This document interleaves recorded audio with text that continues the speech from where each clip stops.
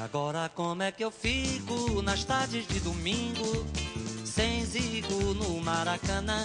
Agora como é que eu me vingo de toda a derrota da vida, se a cada gol do Flamengo eu me senti um vencedor? Vou começar perguntando a você o seguinte, quando você começou a jogar futebol, você começou no futebol de salão ou no futebol de campo? Eu comecei no futebol de campo. Nas primeiras partidas que eu joguei lá em Quintino, eram todas de futebol de campo. Aí, por eu me destacar no futebol de campo, me chamaram para jogar no salão, porque a gente jogava. Você começa a se destacar e os times daquela rua ali começam a te chamar. E eu joguei futebol de salão por diversos times. Aí depois fui jogar no River, aos domingos.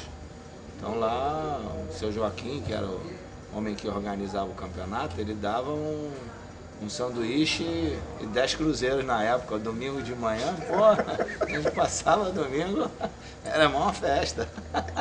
Mas engraçado que eu não me preocupava muito com os 10 cruzeiros não, me preocupava com sanduba. Sanduba de queijo com salaminha, maravilha. Como era jogo torcer pro Flamengo, cara? Com o Edu e Antônio jogando pelo América. Foi muito difícil, né? Mas a gente torcia pro América mesmo, não tinha... Nessa época o Flamengo ficava um pouquinho de lado. Você tinha quantos anos assim, quando eles jogavam eles estavam jogando no América? Eu tinha 14 anos, os dois juntos, 67, 68.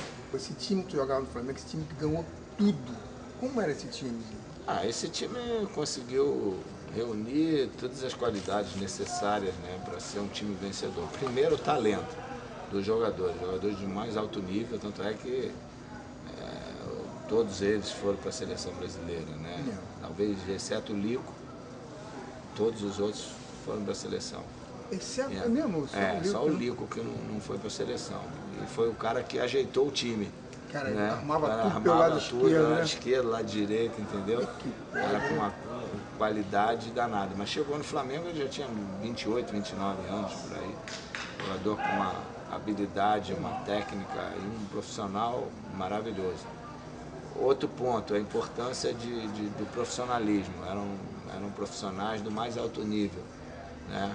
Terceiro, conheciam profundamente o Flamengo, porque esse time foi assim, foram quase três gerações que foram juntadas.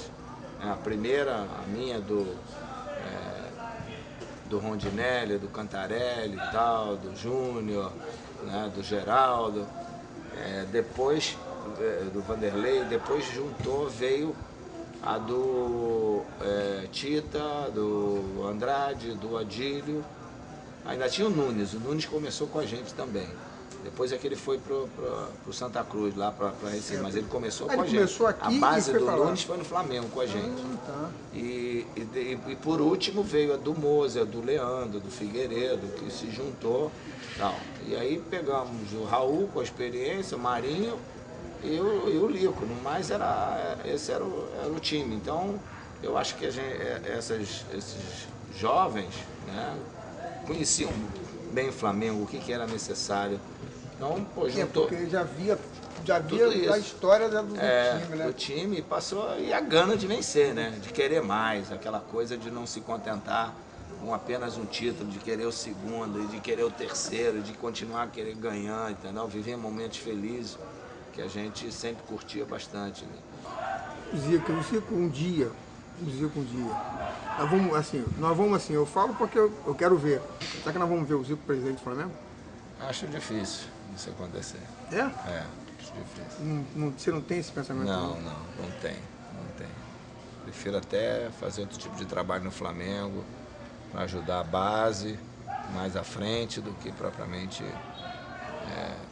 ser presidente do clube. Como é que ficam os meninos dessa nova geração? Arquibaldo, Geraldinos. Como é que fica o povão? Será que tem outro em Quintino? Será que... A minha passagem no Japão já foi uma situação diferente, porque eu já fui para lá, não pensava mais em jogar futebol. Eu já tinha encerrado aqui, estava 1 ano e 3 meses parado, porque fui lá para Brasília para ser secretário nacional de esporte, que também foi uma experiência muito boa na minha vida. E a questão do Japão, eles quando fizeram o contrato, eles queriam uma pessoa de conhecimento profissional para ajudar na transformação do profissionalismo. E como eu tinha passado pela Itália, questão dentro do futebol brasileiro, eles colocaram na cabeça que dava para jogar, porque eu, um ano anterior, tinha ido lá e tinha jogado um jogo América contra a Europa, e eu fui o melhor em campo, ganhei carro e continuei jogando, mesmo já tendo parado. E aí os caras falaram, você com esse futebol aí dá para jogar aqui ainda e tal. E eu fiz um contrato, até nisso, que se desse para jogar, eu vou ter 2 meses de preparação.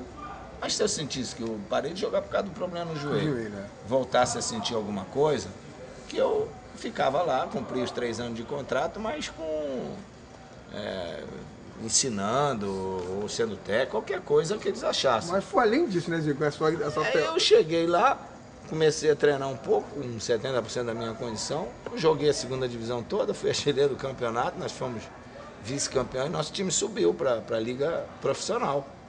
E aí eu joguei mais um ano, mas jogava mais assim, jogava um pouco, treinava, não tinha um ritmo intenso de treinar. E quando eu via que a situação estava ruim, eu mesmo me tirava. Eu tava lá, era treinador, preparador físico, roupeiro, massageiro, tinha que fazer tudo. Aí eu falava, hoje não, você tá mal no jogo, sai, vambora, bota outra. Primeiro ano, praticamente, até eu me adaptar, fiquei em hotéis, né? Fiquei lá em Kashima, na concentração e tal. Quando eu vi, não, é aqui que eu quero ficar, deu tudo certo, aí que eu arrumei uma casa, levei minha família, consegui as escolas para eles, aí correu tudo bem. É lógico que para minha família teve um pouquinho de dificuldade, aí a vida encareceu, porque a gente tinha que ir no mercado para estrangeiros, meus filhos adoram carne lá é caríssimo. Aí eu tive que me adaptar também, então já separava uma verba do salário para carne. Porque os caras olhavam assim, minha mulher entrava num açougue, aí eu comprava 2 quilos de carne, os caras assustados. Um bife lá custava $10. Pô, aí tu imagina, era impressionante. Aí os caras carregavam ela, eles levavam tudo, né? A primeira logo que eu cheguei lá, aqui no Brasil, você sabe que você está apitando normalmente coletivo, o rachão, quem apita não é o técnico aqui. Quem apita normalmente é o auxiliado. Ele é que leva esporro dos jogadores lá e tal. Mas lá no Japão, quem está com apito, né, é o cara que, para eles, é o maioral. Porra, uma vez eu discutindo lá com o diretor, eu vi que você tá com apito lá e tal.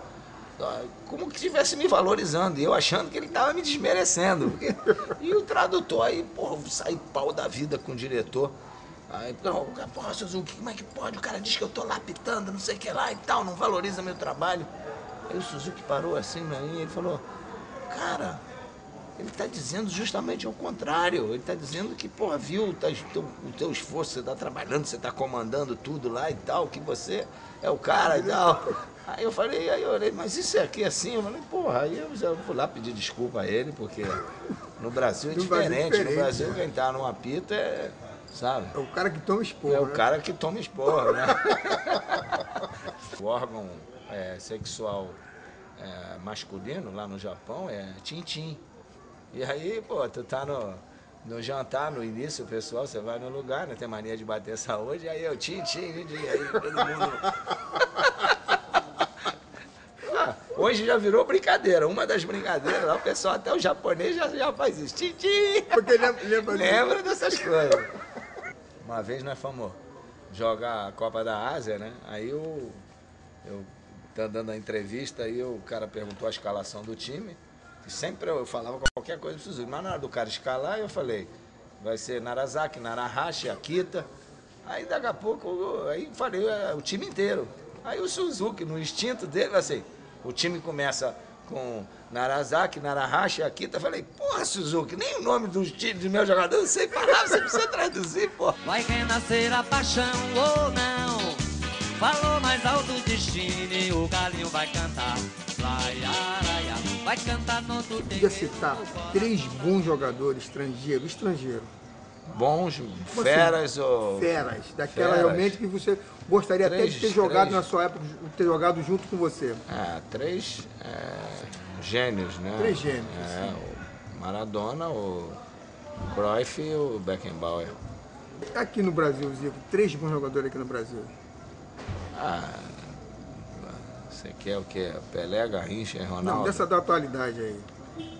Neymar, o Kaká e o Robinho. Volta, volta, galinho, que aqui tem mais carinho e tempo.